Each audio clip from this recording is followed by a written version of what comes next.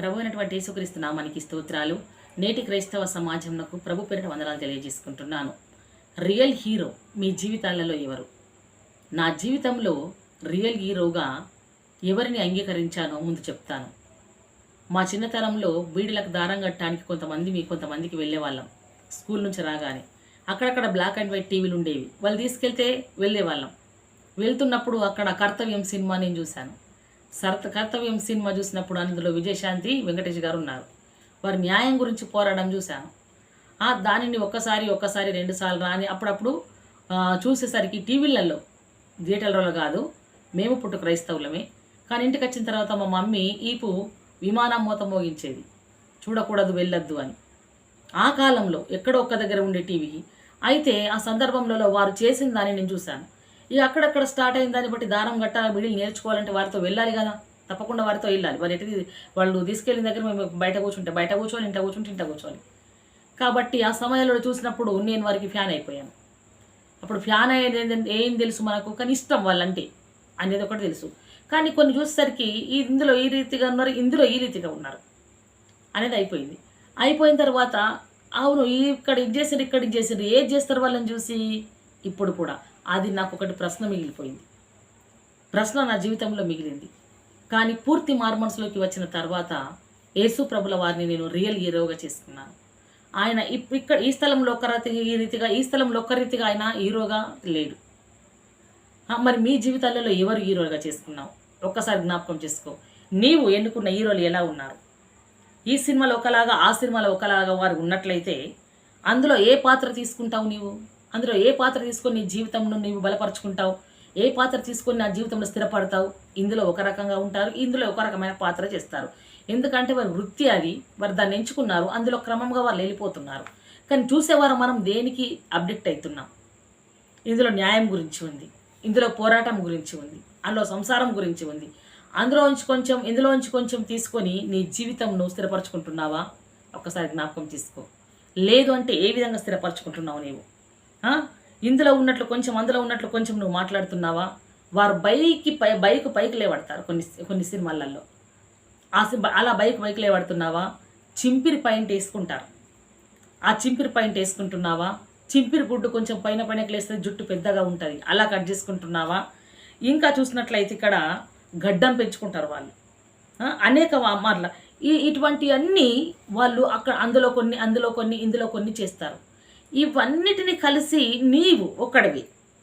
వాళ్ళు అక్కడక్కడ వాళ్ళు చేస్తే ఇందులో కొన్ని తీసుకొని నీ ఒక్కడవే ఈ పాత్రలన్నీ వహిస్తున్నావు.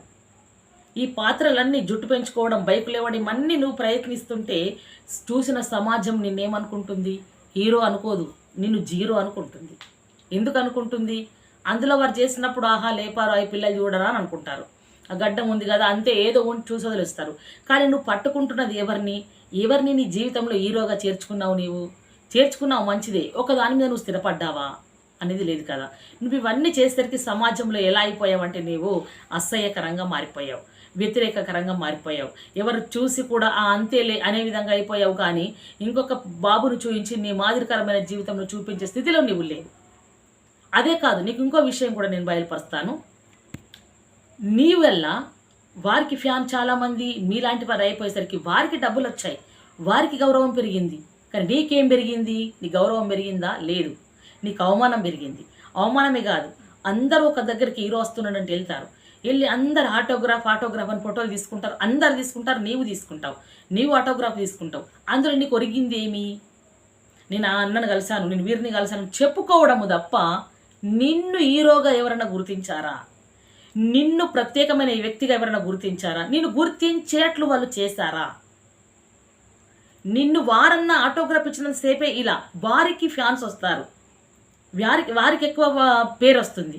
కానీ నువ్వు ఇలా ఉండి ఫోటో దిగడం బట్టి, వారిని ఆనుకోవడం బట్టి నీకు అక్కడ ఏమైనా గౌరవం పెరిగిందా? వారిని హీరో చేసుకోవడం ద్వారా నీ గౌరవం ఏమైనా పెరిగిందా? నీకేమైనా ఉపయోగం కలిగిందా అనేది ఒకసారి ప్రశ్నించుకో. అలా లేదు.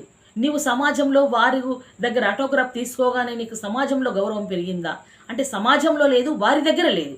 అంటే నీ రియల్ హీరో ఎవరు? నీ ఈ రియల్ హీరో నేనేం చేస్తుంది? ఒక్కసారి జ్ఞాపకం చేసుకో.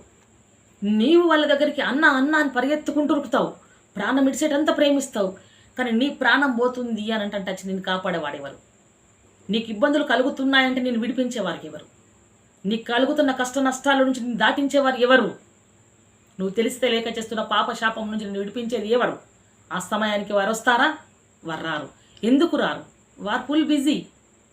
వారి వృత్తి, వారి జీవితం వారు చేసుకుంటూ వెళ్ళిపోతున్నారు. కానీ నువ్వు ఇదేని చూసి నడుస్తున్నావు. నేటి క్రైస్తవుడా, క్రైస్తవ యువకుడా, ఒక్కసారి నిన్ను నువ్వు దర్శించుకో, నిన్ను నీవే పరీక్షించుకో, నీవు నీతోనే మాట్లాడుకో. నీ జీవితం ఏమిటి? అవును, నేను వారింట పరిగెత్తుతున్నాను. వారు ఫోటోగ్రాఫ్ ఉన్నంత మట్టుకే. తర్వాత నన్ను వారు గుర్తించరు, వారు నాకు తెలుసు అని నన్ను సమాజం గుర్తించదు. నన్ను ఎవరు గుర్తించాలా? నేను సమాజంలో ఒక గుర్తింపు కలిగిన వ్యక్తిలాగా ఎలా ఉండాలా? గుర్తింపు కలిగిన వ్యక్తిలాగా నేను ఎలా ప్రవర్తించాలా? నాకు ప్రత్యేకమైన గుర్తింపు రావాలి అంటే నేను ఎవరిని కలుసుకున్నాలా? ఎవరిని కలుసుకుంటే నాకు ప్రత్యేకమైన గుర్తింపు వస్తుంది? ఎవరిని కలుసుకుంటే నేను ఒక ప్రత్యేకమైన రీతిగా సమాజంలో బ్రతుకుతాను, సమాజం నన్ను గౌరవిస్తుంది అనేది ఒకసారి నువ్వు జ్ఞాపకం చేసుకో. నీవు రియల్ హీరోని కలవాలనుకుంటున్నావా? నీకు రియల్ హీరోని నేను పరిచయం చేస్తాను. సర్వలోకమునకు సృష్టికర్త అయిన దేవుడు సర్వమానవాళి కోటి పాపము కొరకు తన్ను తాను తగ్గించుకొని కుమారునిగా భూమి మీదకి వచ్చి పాపుల మధ్యలో నివసించాడు.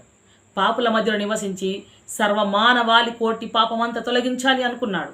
తొలగించుట కొరకు అతి పరిశుద్ధుడైన దేవుడు పాపుల చేత హింసింపబడ్డాడు, పాపుల చేత కొట్టబడ్డాడు. నీ కొరకు 39 కొరడా దెబ్బలను ఆయన అనుభవించాడు. నీ కొరకు గాయములను అనుభవించాడు. నీ కొరకు ఉమ్ములను భరించాడు. ఎందుకు చేశాడో తెలుసా? ఇవన్నీ నిన్ను హీరోగా చేయడానికి. ఆయన రియల్ హీరోగా వచ్చాడు, నిన్ను రియల్ హీరోగా చేయాలనుకుంటున్నాడు. ఎందుకో తెలుసా? నీవున్న బంధకాలలో, నీవున్న పాపంలో, నీవున్న శాపం నుంచి, నీకున్న ఇబ్బందుల నుంచి సమాజంలో నీకు లేని పేరును నీకు ఇవ్వడానికి, సమాజంలో నీకు లేని పేరు ఇవ్వడానికి, సమాజంలో ప్రత్యేకమైన గౌరవం నీకు ఇవ్వడానికి, నిన్ను తన హీరోగా చేయడానికి, నిన్నే తనలో చూడడానికి, నిన్నే తన జనముగా ప్రచారము చేయడానికి ఆయన నీ కొరకు వచ్చాడు. ఆ రియల్ హీరోను నువ్వు చూడు. అమ్మ, మేము క్రైస్తవులమే, మేము చూస్తున్నాం, మేము సండే చర్చికి వెళ్తున్నాం, గుడ్ ఫ్రైడే అటెండ్ అవుతున్నాం, ఈస్టర్ డే అటెండ్ అవుతున్నాం, క్రిస్మస్ అయితే అంగు ఆర్భాటాలతో చేసుకుంటున్నాం, మేము ప్రతి సండే వెళ్తున్నాం కదా అనుకుంటున్నావా? ప్రతి సండే ఎవరికి కావాలి? ప్రతి సండే పరిశుద్ధులకు కావాలి, నటించే వారికి కాదు. లోపల ఒకరిని ఉంచుకొని ఆచారంగా మందిరంకు వచ్చే జీవితము రియల్ హీరో కాదు. ఎప్పుడనంటే నీవు దేవునికి ఇష్టంగా బ్రతకాలి అనంటే దేవుని హృదయంలో చేర్చుకో. నీ హృదయంలోకి దేవుణ్ణి రియల్ హీరోగా చేసుకో. అప్పుడు ఆయన నీలోకి వస్తాడు. ఆయన నీలోకి వచ్చిన తర్వాత ఆయన నీలో ఉండి నీకు ఒక గుర్తింపు ఇవ్వాలనుకుంటున్నాడు. ఎలానో తెలుసా? నా కుమారుడి కొరకు నేను నలగొట్టబడ్డాను, నా కుమారుడి కొరకు నేను ఇంతగా శిక్షను భరించాను, ఆయనని ఇప్పుడు ఎలా చేస్తాను? హీరోగా చేస్తాను. హీరో అంటే సమాజంలో ఒక గుర్తింపు, సమాజంలో ఒక పేరు కలగజేస్తాను. ఎలానో తెలుసా? నేను నా కుమారుడి జీవితంలోకి వస్తాను. దేవుడు నువ్వు అంగీకరించినట్టయితే నీ జీవితంలోకి వస్తాడు. నీ జీవితంలోకి వచ్చిన దేవుడు వెలుగై ఉన్నాడు కాబట్టి నిన్ను ప్రకాశమానంగా వెలిగిస్తాడు. ఈ చీకటి లోకంలో, ఈ సమాజంలో చీకటి బ్రతుకుతున్న ప్రజల యొద్దకు నిన్ను వెలుగుగా పంపిస్తాడు. వారిని విడిపించుటకు తన వెలుగును ప్రకాశింపజేస్తాడు. నీ నోటిలో తన మాటలు ఉంచుతాడు.